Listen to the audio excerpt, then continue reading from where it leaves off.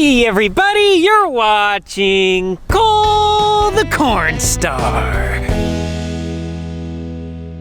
But before we get started, big thank you to BetterHelp for sponsoring this video. Good morning everybody, welcome to the farm. Today is going to be a really busy day. First things first, today we are going to be working on this concrete wall. We are going to be removing the concrete forms just like that, and then we're going to be throwing them out of here and getting them loaded up on pallets. So that way hopefully we can get them out of here and back to the rental place. The most fun project, right? It's not bad. If you do it right, switch arms, it's actually pretty good. Why, you're not looking forward to it or what? I don't know, you seem to like it more than I do. Well, by the time you're ready to go, we should be done. By the way, today we are going to have some new help. This is Chola. Chola is from the Marshall Islands, so almost exactly 100% opposite to where we are in the world. So he's currently 6,000 miles away from home.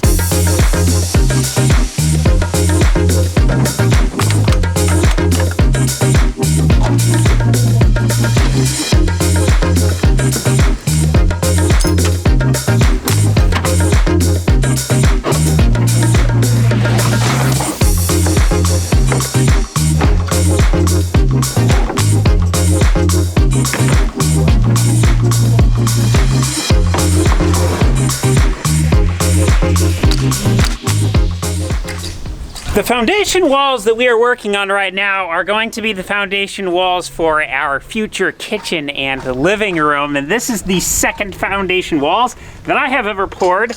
And these things turned out phenomenally. We have nice solid concrete. We don't have a bunch of air voids like this, which would be called honeycombing. And it's a little bit hard to tell right here, but they're nice and straight. I think it's pretty safe to say that concrete forms are definitely not our favorite job around here, but it is pretty satisfying taking them off.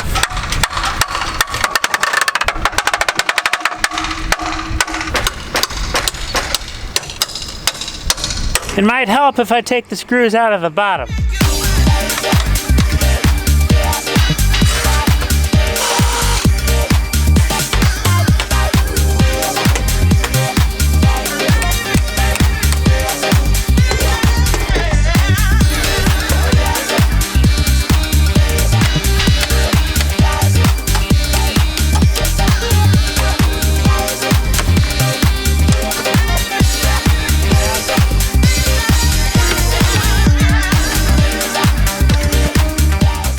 We are making really good time with removing these forms, and the only reason why we're making good time is because we don't want to do it. We want to get this out of the way and move on to the next thing.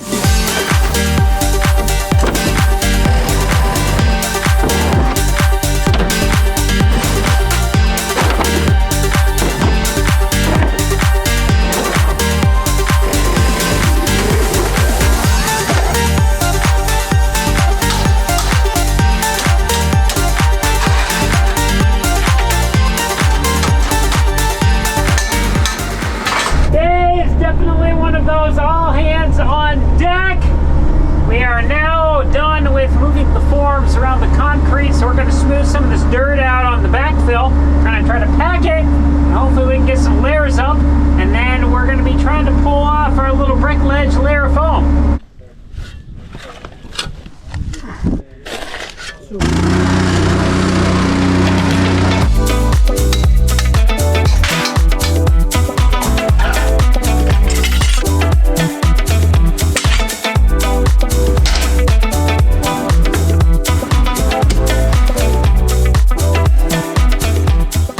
Things are really starting to shapen up around here now. All the forms are off, they're out, they're loaded up on the pallets, they're ready to be picked up. We're just kind of picking up our final little bits of form pieces, tools, as well as all the trash in here. And then this is going to be ready to be backfilled.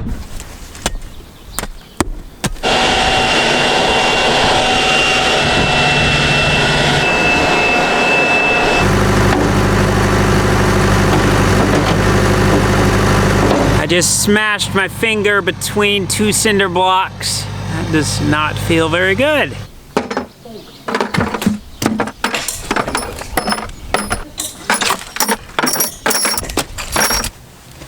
All right, Roman, give us the day update. Day update.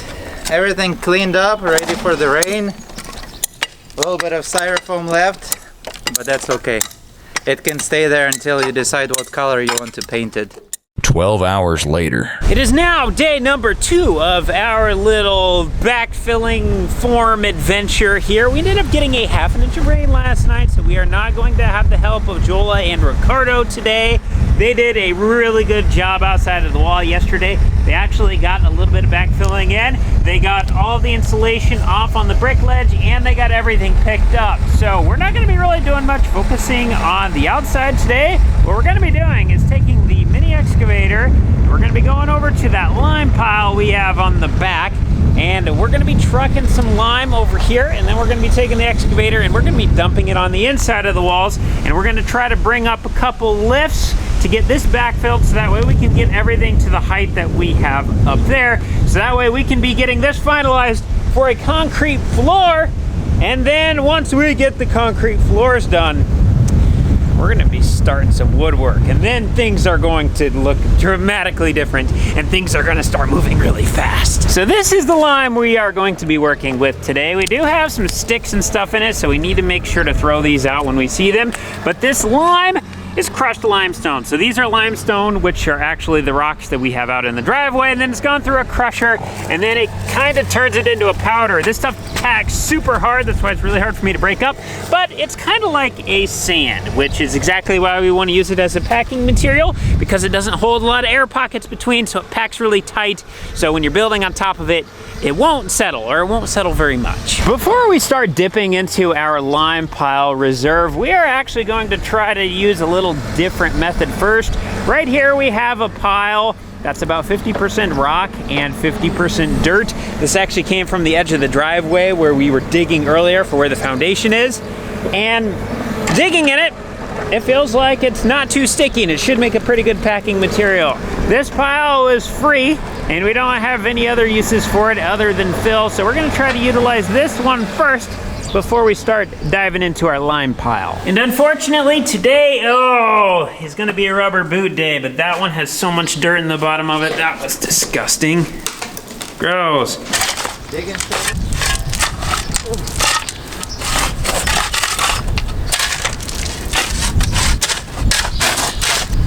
We're running into a fairly significant problem today with the rain that we got last night. We have standing water in the bottom. Now it's only about this deep, but with it being that deep, the sump pump that we have, it will not suck it out, because you basically have to have that much, and it only sucks it to about that deep before it stops going in the part that actually feeds the sump pump. So when we put this dirt in here, the spots that are dry are fine, they will pack a-okay, but when you get into a saturated area, this just becomes soup. And the packer will not go through that. It will get stuck, so I'm not sure exactly how we're gonna go about this yet, but we're just gonna put in a foot of dirt all the way around first, and I guess go from there. Never mind, we're gonna do something different. I'm gonna dig a hole right here, and then we're just gonna set the sump pump inside of there, and we're gonna try to suck all this out, because otherwise we're just gonna be fighting this water, and it's gonna be a mess.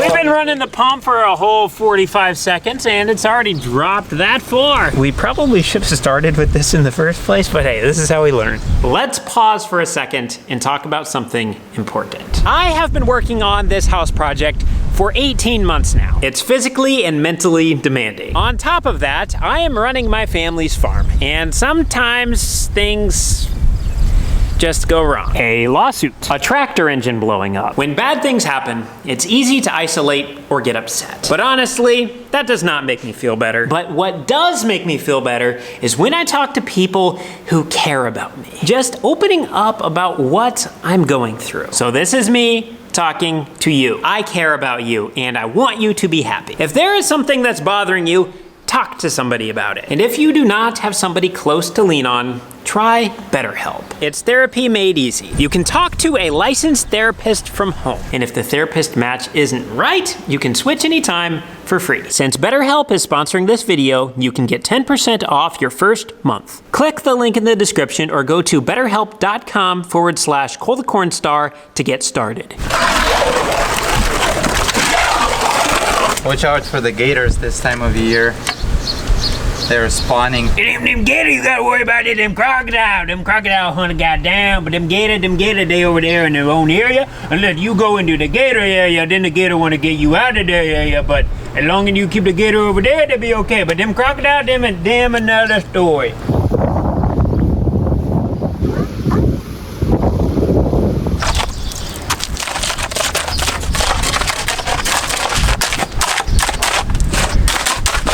Our little water mistake may have set us back about an hour, but we got about 4 inches of water sucked out over there. Then we came in here, we dug away from the wall all the way down to the concrete, got all that soupy dirt out of here, and then we put dry stuff back in on top.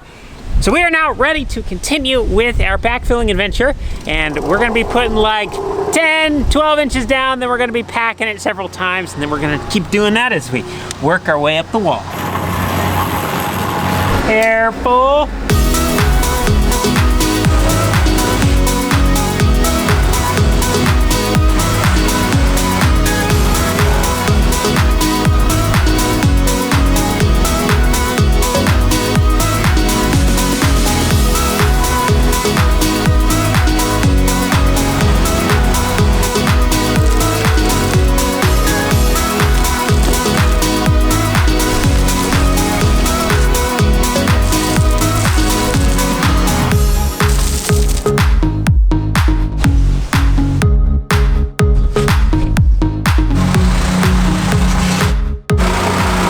We now have our first lift in, and this is about a foot deep. Everything's looking really good. Getting all the water out of here helped a lot.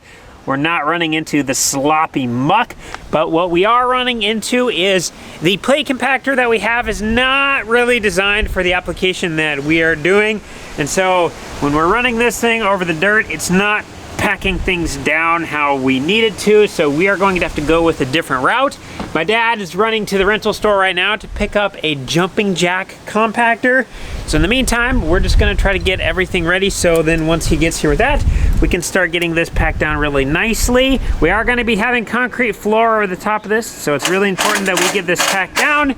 If we weren't doing anything over the top of this, we wouldn't really have to worry about it, but we don't want anything to settle under our concrete, so we're learning as we go. And then also Roman got a little aggressive here with the pull starter on the packer, and he broke the pull start. That's why you have electric start, so this doesn't happen.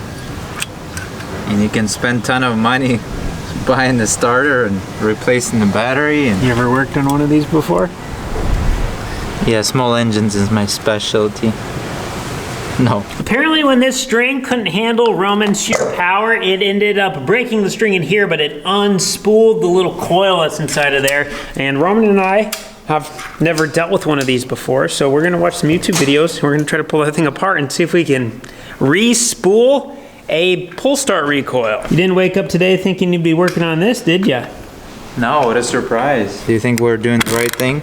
Probably not. I don't know what we did, but it got fixed. Sometimes all you have to do is just take it apart and hopefully put it together, right? Should I torque it? Yeah.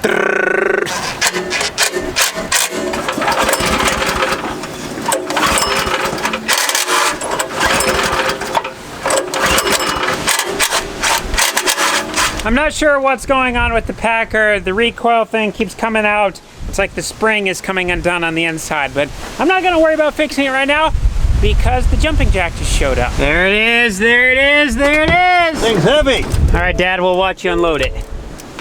I'd have to just toss it over. You got mud all over your camera.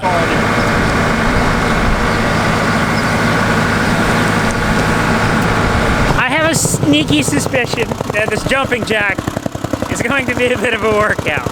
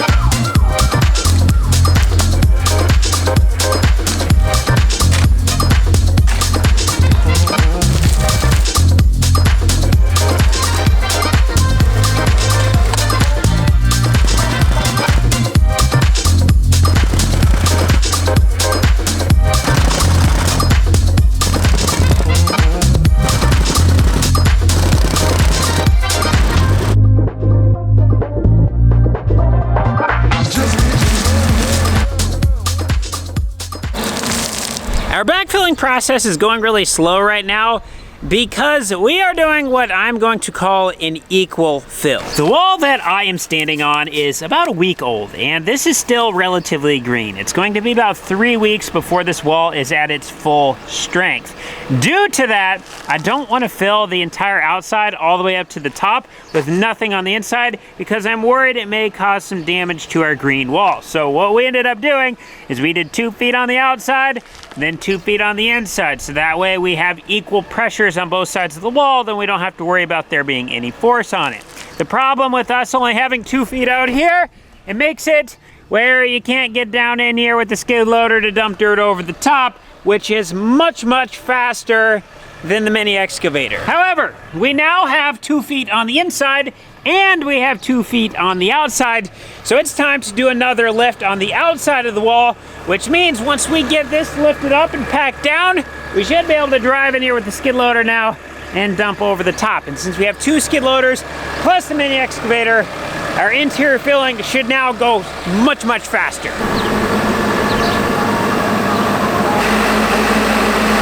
As I'm walking around the walls, where we had our insulation in place for our brick ledge, it's interesting how the ink off of that foam got stuck on the wall. I can literally read that barcode. I feel like I could pull out my Menards app right now and scan that, and it would pull up these sheets of foam. Just kind of interesting. We had it turned out right here, nothing, but everywhere it was facing in, you can see exactly what the sheet of foam looked like. So I hope these come off. Otherwise, we're gonna have little pink panthers on the side. I have never ran a jumping jack before, so let's see how this goes.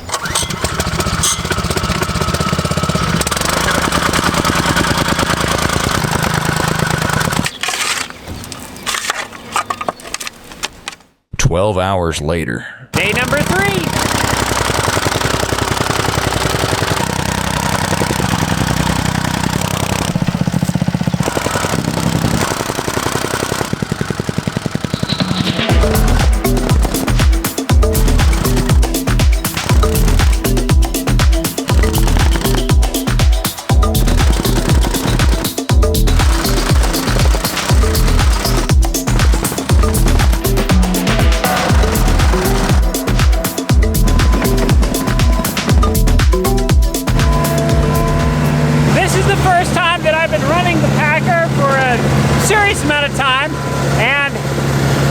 This is the least favorite piece of equipment that I have ran on this entire construction job. Yeah, it's just overall not a very enjoyable experience, but it doesn't really matter how I feel. The project needs to be done, so we're gonna keep running it. I'm gonna keep packing along this outside edge. This side's already done, so Roman's gonna keep moving some of this clay dirt. He's gonna start packing it down, and then we should be able to dump over the wall here shortly.